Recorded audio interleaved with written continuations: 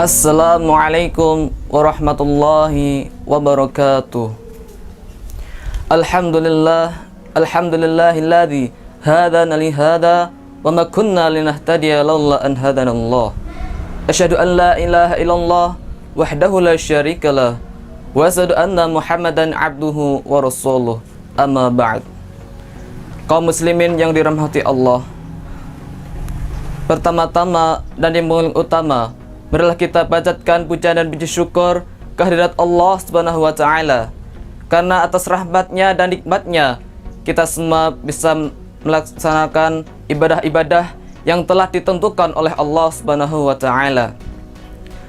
Yang kedua kalinya, tak lupa selawat dan salam semoga tercurahkan kepada Nabi Agung Muhammad sallallahu alaihi wasallam. Karena beliaulah yang telah memperjuangkan ajaran adinul Islam menuju zaman yang terang benderang seperti sekarang ini. Kaum muslimin yang dirahmati Allah, tentunya kita tahu pentingnya menghafal Al-Quran dan memahami Al-Quran.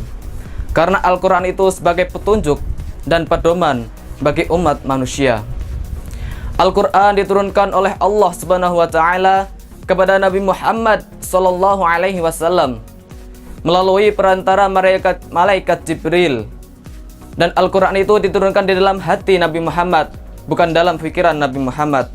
Seperti dalam firman Allah dalam surat Al-Baqarah, surat kedua ayat yang ke-97, Qul man kana aduwwan li Jibril fa innahu nazzalahu ala qalbika biidznillah. Dari situ kita dapat belajar bahwa Allah menurunkan Al-Quran itu dalam Nabi Muhammad sallallahu alaihi wasallam dan dimaksudkan dalam qalbunya. Jadi karena itu kita harus menghafalkan Al-Quran, memahami Al-Quran, bukan sekedar membaca. Karena banyak sekali orang zaman sekarang itu sudah bisa membaca Al-Quran itu, mereka sudah bangga tanpa memahami makna-maknanya. Maka dari itu marilah kita menghafalkan Al-Quran dan memahami ajarannya serta mengamalkannya dalam kehidupan sehari-hari. Karena Al-Quran akan datang sebagai syafaat di hari akhirat nanti.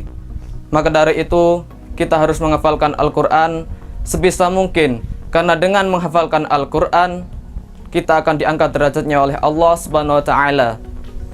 Bayangkan jika kita ingin mendaki sebuah gunung Semeru atau gunung yang lainnya, pasti kita telah diberi tanda-tanda rambu-rambu atau mungkin palang-palang menuju ke puncak. Coba kalau kita tidak memahami rambu-rambu tersebut, kita akan bertanya kepada seseorang, namun seseorang itu tidak mengerti arah menuju puncak tersebut. Tentu kita akan tersesat dan tidak menuju ke puncak. Sebaliknya, jika kita memahami, kita akan sampai ke puncak dengan selamat tanpa tersesat. Jadi, Al-Quran itu sebagai petunjuk dan pedoman hidup manusia yang harus dipahami dan diamalkan. Karena Al-Quran itu sudah diturunkan kepada umat manusia yang harus dipelajari. Wallahu a'lam bishawab.